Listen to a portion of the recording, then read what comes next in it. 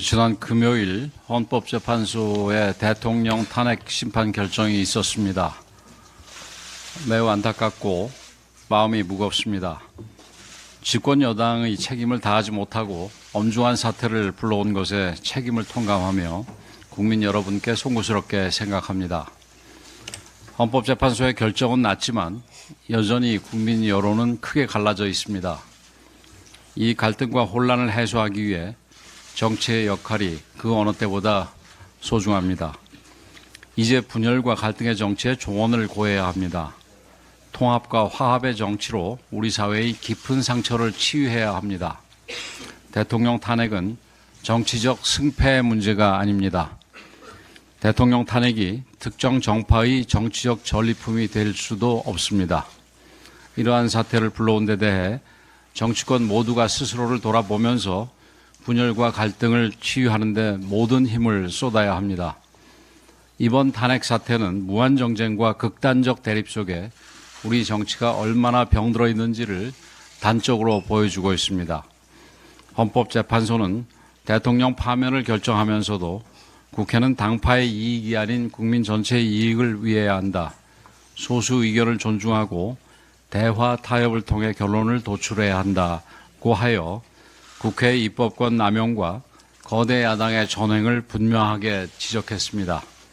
야당의 줄탄핵 발의에 대해서도 국정의 혼란과 국가 주요 기능의 저하로 이어질 수 있다고 하며 제도 개선의 필요성을 제시했습니다.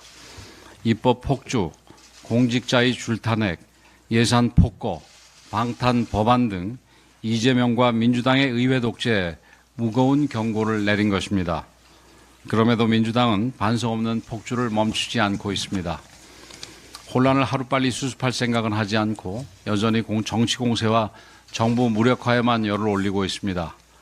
입으로는 헌정질서 회복을 외치지만 실제로는 분열 정치를 연장하여 나라와 국민이 어떻게 되든 자신들의 정치적 이익을 챙기려는 것입니다.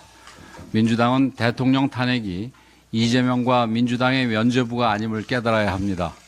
이 모든 사태를 불러온 기저에는 이재명 방탄이라는 불순한 동기가 있음을 이미 많은 국민들께서 알고 계십니다. 더 나아가 국민들은 수많은 사법 리스크를 안고 있는 야당 대표가 대선을 준비하고 있다는 사실에 불안감을 감추지 못하고 있습니다.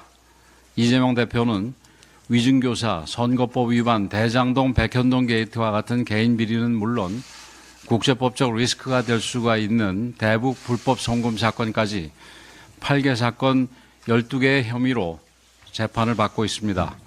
이런 정치인이 대통령이 된다면 범죄를 저질러서라도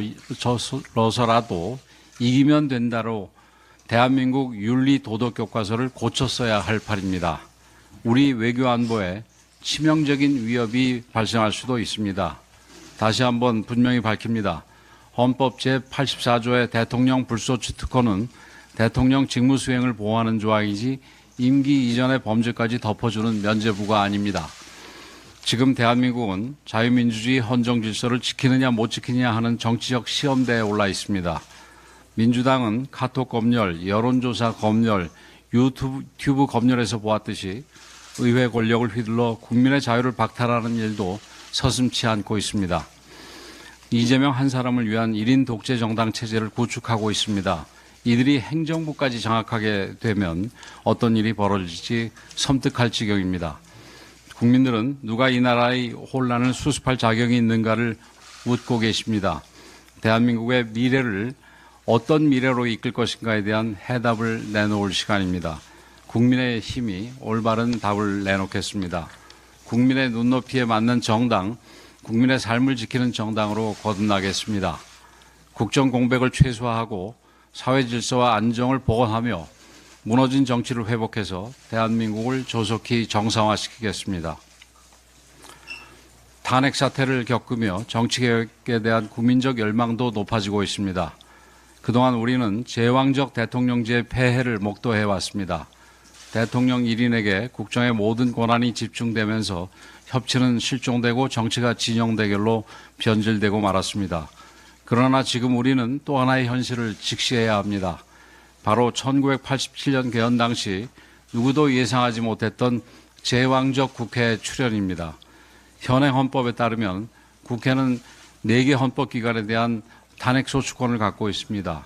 각종 인사청문회 권한에 긴급조치 계엄의 해제권까지 가지고 있습니다.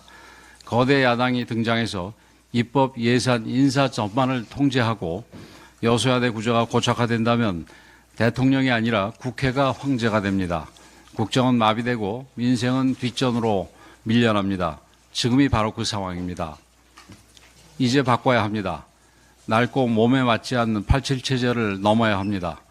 개헌은 대한민국의 국가 시스템을 새롭게 짜는 일입니다.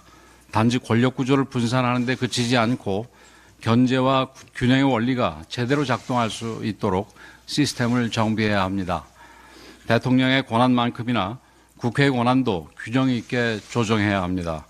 2달 후 국민의 시간이 옵니다.